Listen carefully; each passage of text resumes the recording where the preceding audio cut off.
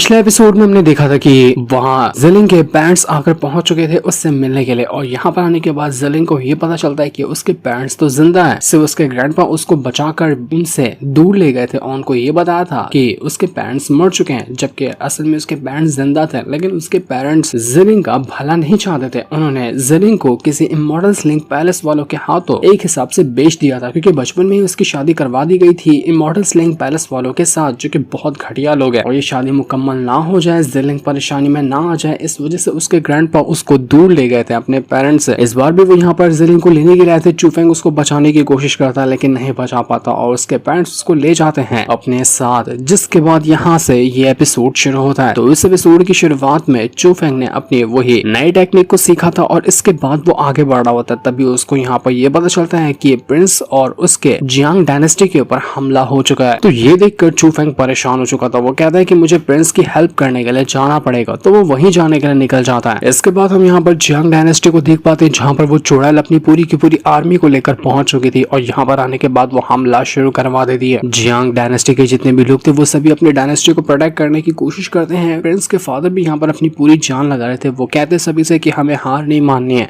लड़ना है वो भी आखिरी दम तक के, हम ऐसे पीछे नहीं हटेंगे। वो लोग अपना जिस तरह का फॉर्मेशन हो सकता था उसको एक्टिवेट करने की कोशिश करते हैं ताकि अपने डायनेस्टी को बचाया जा सके। तो वहीं वो चुड़ैल भी अपना किसी भी तरह से डायनेस्टी के ऊपर कब्जा करने में लगी हुई थी। उसको पता चलता है कि जियांग डायनेस्टी के पास किस तरह का ग्रैंड फॉर्मेशन है, लेकिन उसको अभी तक एक्टिवेट कर ही नहीं गया है। मतलब जियांग डायनेस्टी का जो ग्रैंड फॉर्मेशन है ना, उसको एक्टिवेट करने के लिए बहुत ज्यादा स्ट्रॉन्ग बंदा चाहिए और कई सौ साल से वो फॉर्मेशन आज तक एक्टिवेट हुआ ही नहीं, क्योंकि ऐसा कोई बंदा ही नहीं है जो उस फॉर्मेशन को एक्टिवेट कर सके। तो वो चुड़ैल अपने साथियों से कहने लग जाती है कि फिक्र करने की कोई जरूरत नहीं है, ये जियांग डायनेस्टी के अंदर अभी भी ऐसा कोई बंदा नहीं होगा जो उस ग्रैंड फॉर्मेशन को एक्टिवेट कर सके। इसी वजह से वो बिंदास अपने हिसाब से ही सभी के ऊपर अटैक करना शुरू कर देती है। उसके पास कई सारे पाइथन थे तो वो उसी के जरिए अटैक करवा देती है। अपने पाइथन से कहती है कि तुम्हें भूख लगी है ना, जाओ जियांग डायनेस्टी के हर एक बंदे को खा जाओ, मैं तुम्हें बिंदास छूट देती हूँ। तो उसके जितने भी पाइथन वगैरह थे वो एक के बाद एक करते हुए जियांग डायनेस्टी के हर एक बंदे को निगलना शुरू कर देते हैं। वो लोग वहाँ पर बिल्कुल तबाही मचा चुके थे। इसके बाद यहाँ पर वो चुड़ैल अपने किसी पॉपेट्स वगैरह को समन कर लेती जो कि हेवन मार्शल रैन पे थे और ये उसके 4th लेवल पे होते हैं, जिसका मतलब ये था कि ये सारे के सारे पॉपेट बहुत ज्यादा स्ट्रॉन्ग है। तो पॉपेट करीब 4-5 थे जिन्होंने अब जियांग डायनेस्टी के अंदर जाने के बाद तबाही मचाना शुरू कर दिया था। वो जियांग डायनेस्टी के अंदर आते हैं और जो भी चीज दिखती है वो सभी चीज को डिस्ट्रॉय कर जाते हैं। वो लोग तो पूरे डायनेस्टी को डिस्ट्रॉय कर रहे थे। इंसानों को डिस्ट्रॉय करना तो उनके लिए बाएं हाथ का खेल था। इस वजह से उन्होंने हर तरफ बिल्कुल तबाही मचा कर रख दी थी। जितने भी इंसान थे वो सभी अपने आप को बचाने की कोशिश करते हैं, लेकिन कोई फायदा नहीं हो रहा था। ना वो बच पा रहे थे ना वो लड़ पा रहे थे। हर तरफ बिल्कुल मातम छाया हुआ होता है। लग रहा था कि जियांग डायनेस्टी बस अब हारने ही वाली है। वो पॉपेट्स कहने लग जाते हैं कि क्या बेकार जियांग डायनेस्टी, यहाँ पर ऐसा कोई बंदा है ही नहीं जो 2-4 हाथ चलाकर हमारा मुकाबला कर सके। ये सब तो ऐसे के ऐसे ही मारे जा रहे हैं, इनसे फाइट करके तो बिल्कुल मजा ही नहीं आ रहा। फिर पर तब वहाँ पर जियांग डायनेस्टी का एक एल्डर आकर पहुंच जाता है और कहने लग जाता है कि तुमको क्या लगता है कि हमारे जियांग डायनेस्टी के सब नल्ले मौजूद है, मैं तुम्हें दिखाता हूँ कि मैं क्या कर सकता हूँ। वो अपनी पावर को एक्टिवेट करता है। पावर को एक्टिवेट करने के बाद वो सभी पॉपेट के ऊपर अटैक करने लग गया था। उधर उस चुड़ैल का बेटा अपनी माँ से कहने लग जाता है कि माँ आप मुझे परमिशन दीजिए, मैं चाह रहा हूँ इस जियांग डायनेस्टी का जो एम्पर है ना उसकी गर्दन काट के आपके पैरों में लाकर रखूंगा। तो वो चुड़ैल कहते हैं कि शाबाश मेरे बेटे, जाओ तुम्हें परमिशन है, ये करके लाओ और जितना जल्दी हो सकता है उतनी जल्दी आ जाना। तो चुड़ैल का बेटा प्रिंस के फादर से लड़ने के लिए जा चुका था, क्योंकि वही एम्पर है ना जियांग डायनेस्टी के, तो वो उनकी ही गर्दन काटने के लिए पहुंचा होता है। उसकी और एम्पर के बीच में एक कमाल का हमें बैटल देखने मिलता है, जहाँ एम्पर उतना ज्यादा कुछ अटैक खास कर नहीं पा रहा था। उसकी हालत ऑलरेडी खराब थी क्योंकि वो बहुत सारे अपने पावर को यूज कर चुका है और अब यहाँ पर वो पहले से एकदम कमजोर था। तो उसके लिए ये फाइट को अंजाम दे पाना बहुत ज्यादा मुश्किल होता है, लेकिन फिर भी वो हिम्मत कर रहा था, यहाँ तक कि वो अपनी पूरी जान लगा देता है और फिर भी कोई फायदा नहीं होता। इसके बाद हम प्रिंस को देख पाते हैं, वो जो उसी ग्रैंड फॉर्मेशन था ना उसको एक्टिवेट करने में लगा हुआ होता है, क्योंकि सबसे ज्यादा स्ट्रॉन्ग ब्लड लाइन यहाँ पर उसी प्रिंस की है, तो उसके ही दम पर ये फॉर्मेशन एक्टिवेट होगा। अगर वो फॉर्मेशन एक्टिवेट कर पाया तो जियांग डायनेस्टी बचेगी और अगर नहीं कर पाया तो समझो कि खात्मा होगा जियांग डायनेस्टी का आज ही के दिन। वो कई कोशिश करता है, हर बार वो कोशिश करता है कि किसी भी तरह से अपना ये फॉर्मेशन एक्टिवेट कर सके, लेकिन हर बार वो फेल हो जाता। उसको खाली चीखें सुनाई दे रही थी उसके डायनेस्टी के हर एक बंदे की, लेकिन फिर भी वो कुछ कर नहीं पाता। उससे वो फॉर्मेशन एक्टिवेट नहीं हो रहा था, क्योंकि ये फॉर्मेशन एक्टिवेट करना बाएं हाथ का खेल नहीं है। तो चुड़ैल जब ये चीज देखती है वो कहने लग जाती है कि मुझे लगा ही था कि ये लोग फॉर्मेशन एक्टिवेट करने की कोशिश तो करेंगे, लेकिन इनके बस की ये बात नहीं है, ये सब आज ही खत्म होने वाले हैं और जैसा मैंने कहा है बस कुछ टाइम के अंदर ये लोग खत्म हो ही जाएंगे। चूफेंग है। लेकिन जैसे वो ये कह रही थी कि तब वहाँ पर एंट्री मारता है चूफेंग एकदम धमाल वाली, और जैसे ही एक पपेट यहाँ पर उस एल्डर की जान लेने वाला था कि चूफेंग अपने ड्रैगन के जरिए उस पपेट को सीधा 1 सेकंड के अंदर निगल जाता है। पपेट को तो उसने एक बार के अंदर निगल लिया था।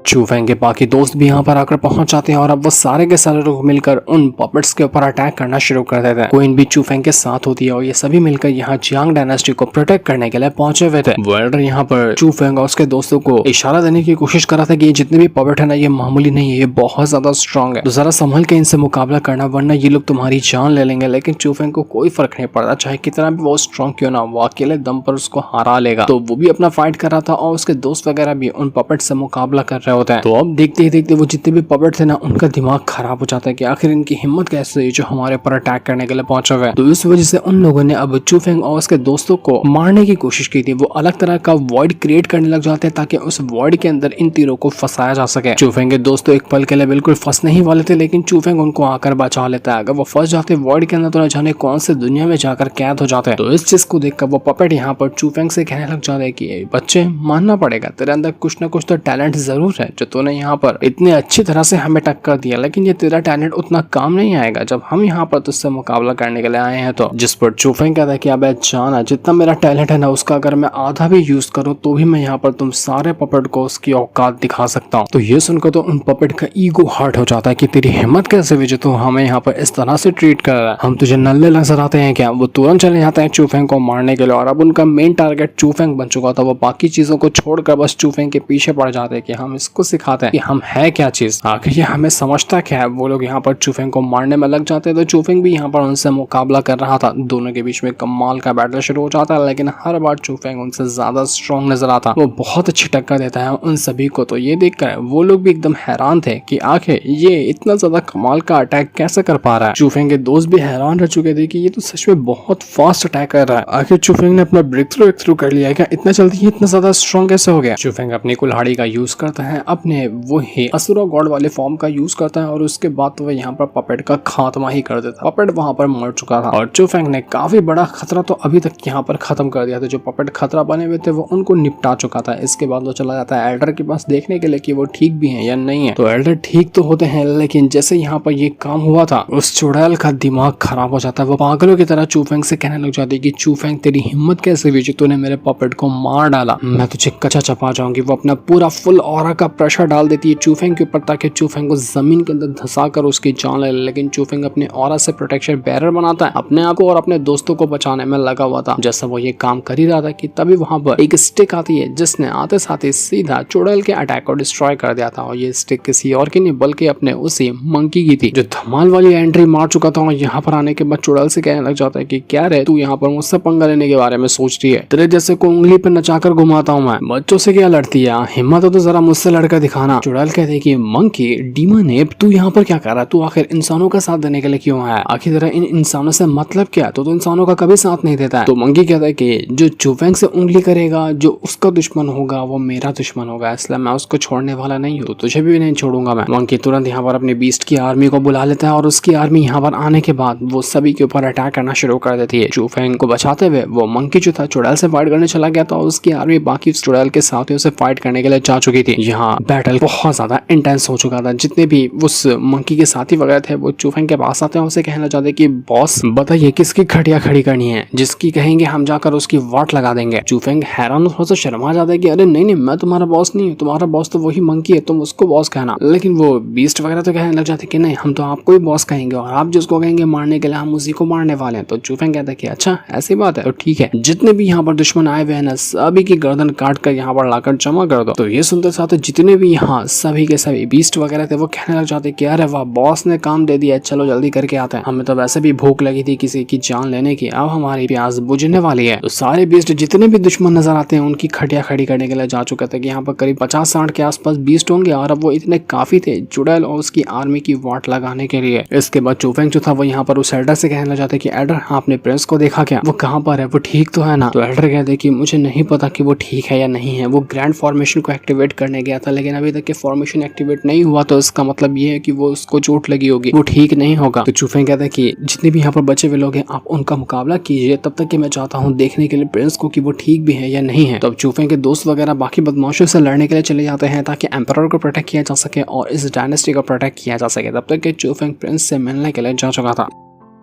इसके बाद चूफेंग का जो दोस्त था वो यहाँ पर आ जाता है उस चुड़ैल के बेटे के पास ताकि वो एम्परर को बचा सके उससे लड़ते हुए। तो उस चुड़ैल का बेटा कहने लग गया था कि देख जैसे बचकाने की औकात नहीं है कि वो मेरे सामने आकर फाइट करे, मैं आया हूँ इस एम्परर का गला काटने के लिए, उसकी गर्दन ले जाने के लिए, तो मैं ये काम करके रहूंगा। तो जैसे 1000 को भी मुझे रास्ते में काट कर बिछाना पड़े फर्क नहीं पड़ता। तो वो यहाँ पर चूफेंग के दोस्त के साथ फाइट करने लग जाता है और इसके बाद वो एम्परर की जान लेने के लिए पहुंच चुका था। यहाँ पर ये लोग फाइट कर रहे थे, तो वही हम यहाँ पर प्रिंस को देख पाते हैं, वो पागलों की तरह फॉर्मेशन को एक्टिवेट करने में लगा होता है। वो इतना थक चुका था कि उसकी हालत खराब हो चुकी थी, लेकिन फिर भी वो रुकता नहीं। तब वहां पर चूफेंग आता है और कहने लग जाता है उससे कि क्या हुआ तुम्हें, तुम ठीक तो हो ना, रुक जाओ थोड़ा सब्र करो। लेकिन वो प्रिंस कहता है कि नहीं, मैं सब्र नहीं करूंगा, इस फॉर्मेशन के ऊपर ही हमारे क्लान की उम्मीद टिकी हुई है, तो इस फॉर्मेशन को एक्टिवेट करने में मैं मर क्यों ना जाऊं, मुझे फर्क नहीं पड़ता, लेकिन मैं इसको एक्टिवेट करके रहूंगा। एडर कहते हैं प्रिंस कि तुमने इतने टाइम तक ये फॉर्मेशन को एक्टिवेट करने की कोशिश की, ये बहुत कमाल की बात है और तुम्हें अभी तक के उतनी ज्यादा चोट नहीं आई, इतना तो पहले कोई कर नहीं पाया था, तुमने इतना भी करके बहुत अच्छा काम किया है। लेकिन प्रिंस कहता है कि नहीं, इस फॉर्मेशन को एक्टिवेट करने के लिए टोटल 18 लेयर को एक्टिवेट करना पड़ता है और अभी तक की बस सिर्फ 8 लेयर को एक्टिवेट करने की हिम्मत जुटा पाया हूं। 18 को एक्टिवेट करना बहुत मुश्किल होगा, लेकिन मैं रुकूंगा नहीं। तो चूफेंग कहता है कि आप लोग मुझे जरा सा गाइड कीजिए कि कैसे इस फॉर्मेशन को एक्टिवेट किया जाता है, मैं जाकर ट्राई करता हूँ इसको एक्टिवेट करने की, हो सकता है कि मैं उसको एक्टिवेट कर दूं। प्रिंस और एडर चूफेंग को मना कर दे कि नहीं चूफेंग तुम ये नहीं कर सकते, क्योंकि इस फॉर्मेशन को एक्टिवेट करने के लिए हमारी खुद की ब्लड लाइन चाहिए होती है, बाहर की कोई ब्लड लाइन वाला बंदा इसको एक्टिवेट करने की कोशिश करेगा तो फॉर्मेशन भड़क जाएगा, वो तुम्हारी जान ले लेगा, इसलिए ये मत करो। पर चूफेंग कहता है कि नहीं, यही अगर ऑप्शन है जियांग डायनेस्टी को बचाने का तो मैं ये बिंदास करके रहूंगा, मुझे फर्क नहीं पड़ता। तो ये सुनकर प्रिंस भी काफी ज्यादा खुश हो जाता है, वो चला जाता है अपने फादर को बचाने के लिए और दुश्मनों से मुकाबला करने के लिए। तब तक कि चूफेंग यहाँ पर फॉर्मेशन एक्टिवेट करने में लगा हुआ था। इस फॉर्मेशन को एक्टिवेट करने के लिए एकदम प्योर ड्रैगन ब्लड लाइन चाहिए होती है, तभी जाकर ये फॉर्मेशन एक्टिवेट होता है। और चूफेंग के पास ड्रैगन ब्लड लाइन छोड़ो असुरा गॉड की ब्लड लाइन है, तो उसके लिए फॉर्मेशन एक्टिवेट करना उतना ज्यादा टफ नहीं होना चाहिए। देखते ही देखते 1 सेकंड के अंदर वो 8 से 10 लेयर को एक्टिवेट कर जाता है और जैसे वो आगे की लेयर एक्टिवेट करा था उसको ऐसा लगता है कि वो किसी और ही अलग वर्ल्ड के अंदर आकर पहुंच चुका है। वो फॉर्मेशन उसको चोट पहुंचाने की कोशिश कर रहा था, लेकिन चूफेंग कुछ नहीं करता, वो अपनी हिम्मत बांधे रखता है और इस फॉर्मेशन को एक्टिवेट करने में लगा हुआ था। ये देखकर सारे लोग एकदम हैरान और खुश हो जाते हैं कि चूफेंग ने तो इतनी जल्दी इतने सारे लेयर्स को एक्टिवेट कर दिया, ये तो कमाल कर दिया उसने। उधर मंकी जो था वो अभी भी यहाँ पर उस चुड़ैल से मुकाबला कर रहा था, उससे कह रहा था कि अगर मैं इतना टाइम तक एक घोस्ट टावर के अंदर कैद नहीं होता, मेरी फुल पावर मेरे पास होती ना, तो एक थप्पड़ के अंदर तुझे मार दिया होता। बड़ा उछल रही, तुझे लगता है कि मैं कमजोर हूँ, लेकिन अभी भी इतनी ताकत है कि मैं तेरी जान ले सकता हूँ। उधर चूफेंग को वो जो फॉर्मेशन था अलग ही वर्ल्ड के अंदर लेकर आकर पहुंच जाता है और यहाँ पर लाने के बाद वहां पर एक ड्रैगन था जो कि चूफेंग से कह रहा था कि तेरी ब्लड लाइन इस जियांग डायनेस्टी की ब्लड लाइन से बिल्कुल मैच नहीं करती है, लेकिन तब भी तूने यहाँ पर जितने भी लेयर होते हैं इस फॉर्मेशन के सारे लेयर को एक्टिवेट कर दिया। ये कारनामा तूने किया कैसे, आखिर तेरे लिए ये करना पॉसिबल कैसे हुआ? तो बड़ा इंटरेस्टिंग बंदा है, लेकिन मैं भी तुझसे कम इंटरेस्टिंग नहीं हूँ। तुझे अगर ये फॉर्मेशन को पूरी तरह से एक्टिवेट करना है ना, तो तुझे मुझे हराना होगा। देखता हूँ कि तू मुझे हरा पाता है या नहीं हरा पाता है। इसके बाद वो यहाँ पर जो ड्रैगन था इस फॉर्मेशन का तुरंत ही खुद को चूफेंग के अंदर कन्वर्ट कर लेता है और अब वो यहाँ पर चूफेंग से लड़ने के लिए तैयार था। वो उससे कहने लग जाता है कि तू तो उस प्रिंस से ज्यादा स्ट्रांग है, तेरे साथ फाइट करने में मजा आएगा। वो प्रिंस तो मुझ तक पहुंच ही नहीं पाया था, उससे पहले उसकी हालत खराब हो गई थी, लेकिन तू यहाँ तक के पहुंचा तो तुझसे फाइट करने में तो मजा आने ही वाला है। वो चूफेंग के जितने भी अटैक थे ना उन सभी को कॉपी करता और उसके जरिए ही वो यहाँ पर चूफेंग के ऊपर अटैक कर रहा था। चूफेंग परेशान किया, भाई यार ये तो मेरी कॉपी कर रहा है। जितना चूफेंग अटैक करने के बारे में सोचता ना 2 कदम आगे निकलता वो है ड्रैगन जो कि यहाँ पर चूफेंग का रूप लिया हुआ था, क्योंकि चूफेंग का जितना दिमाग है वो तो यूज कर ही रहा है, बल्कि और एक्स्ट्रा दिमाग वो यूज कर रहा है। इस वजह से चूफेंग को बहुत तकलीफ हो रही थी उससे मुकाबला करने में। चूफेंग को समझ नहीं आ रहा था कि आखिर वो करे तो करे क्या। वो अपनी सारी टेक्निक को यूज कर लेता है, जो भी उसके पास टेक्निक वो सबको यूज करता है, लेकिन जितनी उसके पास टेक्निक ना सेम उसकी वैसे ही टेक्निक उस ड्रैगन वाले चूफेंग के पास भी होती है। तो इस वजह से दोनों का मुकाबला करना बहुत मुश्किल हो रहा था। दोनों एक दूसरे के ऊपर अटैक करता है, लेकिन नतीजा पता ही नहीं चल रहा था कि कौन जीतेगा कौन हारेगा। चूफेंग अपने मन के अंदर कहना चाहता है कि यार ये बात तो गलत है, मैं तो कितनी भी कोशिश क्यों ना करूं, लेकिन फिर भी ये वाला जो चूफेंग है वो मुझसे ज्यादा स्ट्रांग लग रहा है, मैं इसको इतनी आसानी से नहीं हरा पा रहा, लेकिन मैं ऐसे हार तो नहीं मानूंगा। वो यहाँ पर वापस से उस ड्रैगन के ऊपर अटैक करने की कोशिश करता, लेकिन फिर भी वो ड्रैगन चूफेंग जो था वो अपनी पावर को यूज करता और अपने ड्रैगन स्प्रेड को समन करने लग गया था। उसके पास थंडर की लाइटनिंग की भी पावर थी, जिस वजह से वो चूफेंग की हालत खराब कर देता है। चूफेंग एकदम अधमरा हो चुका था। ड्रैगन चूफेंग कहता है कि चूफेंग तुम कितनी भी कोशिश क्यों ना कर लो, तुम जो टेक्निक का इस्तेमाल करोगे, किसी भी चीज का इस्तेमाल करोगे ना, मैं हर वो चीज को कॉपी कर सकता हूँ। मैं तुम्हारे वाले हर एक अटैक को कर सकता हूँ जिसको करने के बारे में तुमने कभी सोचा भी ना हो। तो तुम्हें क्या लगता है कि तुम मुझे हरा दोगे? नहीं, मुझे हराना मतलब कि अपने आप को हराने के बराबर होगा, और तुम कभी अपने आप को नहीं हरा सकते ना, उसी तरह से तुम मुझे भी कभी नहीं हरा सकते। तो अब मैं यहाँ पर तुम्हारी जान लेने के लिए तैयार हूँ, तो तुम मरने को तैयार हो जाओ। यहाँ पर वापस से वो चूफेंग के ऊपर अटैक करने के लिए जा चुका था। यहाँ पर चूफेंग फंसा हुआ था, तो वहीं बाकी जो उसके दोस्त वगैरह थे वो लोग भी यहाँ पर बहुत डेंजर सिचुएशन में फंस जाते हैं। ऐसा लग रहा था कि चुड़ैल यहाँ पर पूरी तैयारी के साथ आई हुई है और वो यहाँ पर किसी को नहीं छोड़ेगी। वो कहती कि तुम सबका टाइम खत्म हो गया, तुम मरने के लिए तैयार हो जाओ। वो किसी तरह का फॉर्मेशन एक्टिवेट कर चुकी थी, लेकिन वो क्या करने वाली थी वो तो अभी हमें नहीं दिखाया जाता, जिस दिन को दिखाते। साथ ही ये वाला एपिसोड यहीं पर एंड हो जाता है। Thanks for watching.